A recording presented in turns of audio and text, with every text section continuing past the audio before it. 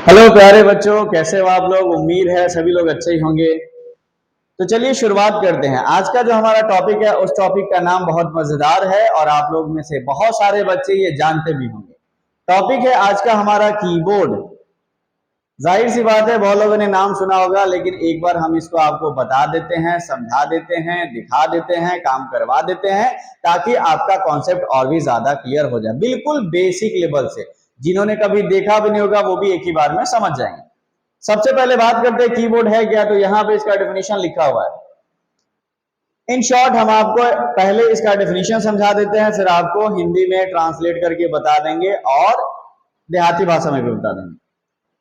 Keyboard is a primary input device. ये एक primary input device है। प्राइमरी का मतलब वैसा डिवाइस जो नहीं रहे तो कंप्यूटर में काम ही नहीं चलेगा।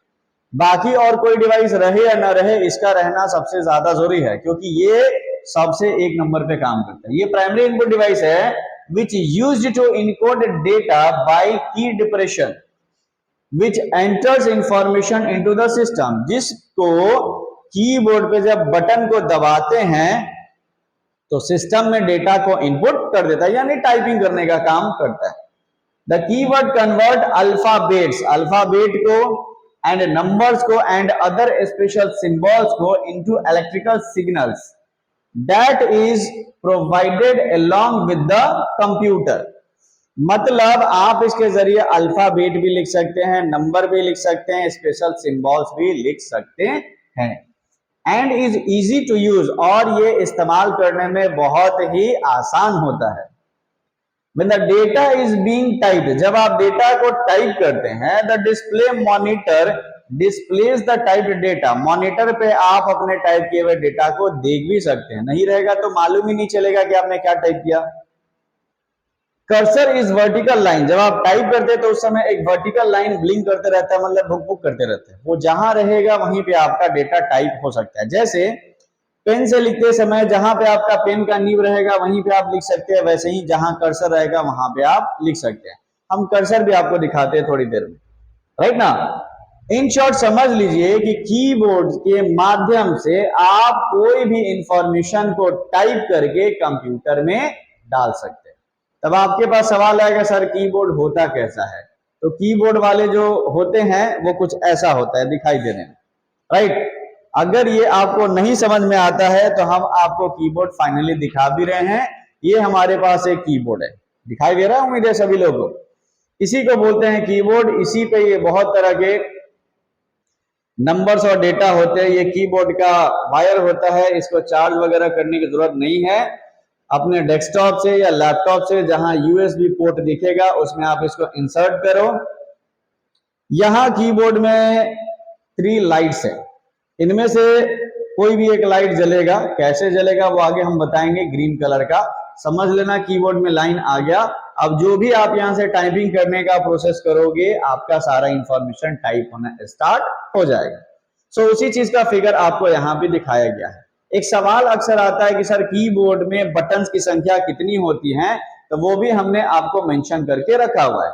जनरली कीबोर्ड में जो बटन्स की संख्या होती है वो तो डिपेंड करता है कि आप कौन सा कीबोर्ड लेते हो, कम या ज्यादा हो सकता है, बट ज्यादातर कीबोर्ड में मोस्टली बटन्स की संख्या 104, ऑलमोस्ट 104 बटन्स होते हैं, जिसमें आपको इस एरिया में अल्फाबेट्स, इस एरिया में नंबर्स, इस एरिया में फंक्शंस और इन सब पे कुछ स्पेशल कीज होते हैं। इन सभी के बारे में हम लोग एक एक करके आराम आराम से समझना स्टार्ट करेंगे, राइट। तो समझ गए, कीबोर्ड एक ऐसा डिवाइस जिसके मदद से टाइपिंग करते हैं। ऑलमोस्ट इसमें बटन्स की संख्या 104 होती है। अगले चीज के बारे में समझते हैं कि आखिर कीबोर्ड होता कितने टाइप का है। तो जनरली हमारे मार्केट में जो कीबोर्ड अवेलेबल है वो मोस्टली 3 टाइप्स का होता है।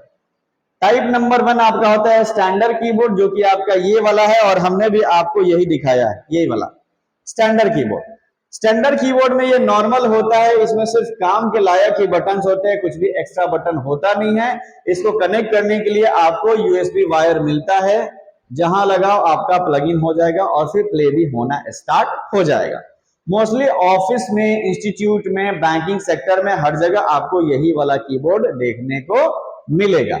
इसको बोलते हैं स्टैंडर्ड कीबोर्ड। प्राइस की बात करें तो प्राइस में भी ये सबसे ज्यादा कम रहता है, ऑलमोस्ट 300 या 350 के आसपास में इसकी प्राइस रहती है, कंपनी पे डिपेंड करती रहती है, राइट ना। कुछ लोकल्स कंपनियां जो कि बहुत ज्यादा कम प्राइस की आपको प्रोवाइड करते हैं। इस स्टैंडर्ड कीबोर्ड के बाद कीबोर्ड नंबर सेकंड आता है मल्टीमीडिया कीबोर्ड, जो कि ये वाला हो गया।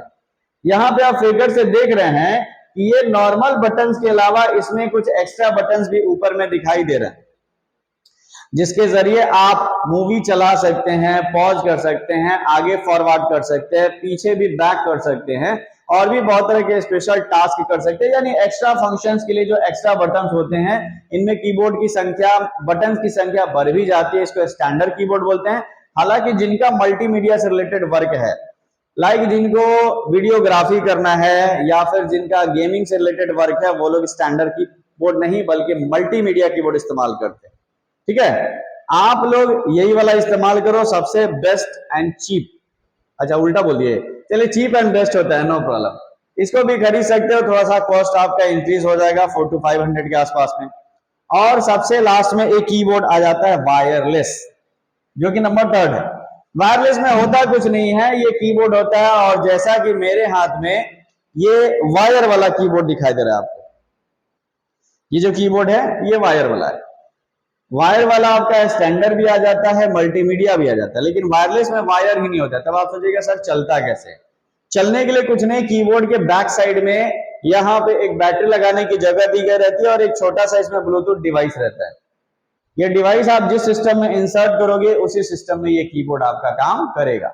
जनरली ऑफिस में ये कीबोर्ड आपको नहीं मिलेगा, बैंकिंग सेक्टर में भी नहीं मिलेगा, सरकारी प्राइवेट में भी नहीं मिलेगा। वायरलेस कीबोर्ड सब जगह वायर वाला ही होता है। प्रॉब्लम बार बार बैटरी कौन भरेगा। और दूसरा, जहां पे बहुत ज्यादा कीबोर्ड्स होंगे वायरलेस, अगर पहले वाले का कीबोर्ड दूसरे वाले पर रख दिया, दूसरे वाले का कीबोर्ड 10वें वाले पर रख दिया, इधर उधर होने के भी चांसेस रहते हैं, राइट ना। तो वायरलेस कीबोर्ड पर्सनल यूज के लिए आप रख सकते हो, थोड़ा लुक अच्छा लगेगा, देखने में अच्छा लगेगा। तो उम्मीद है आप सभी बच्चे इन तीनों में डिफरेंस समझ गए होंगे। तो चलिए आप लोग से एक सवाल, कीबोर्ड में कितने बटन्स होते हैं? देख के मत बताना, याद करके बताना, राइट ना। आज के लिए इतना रहने देते हैं, मिलते हैं अपने अगले क्लास में। तब तक के लिए सभी प्यारे बच्चों को सलाम, नमस्ते।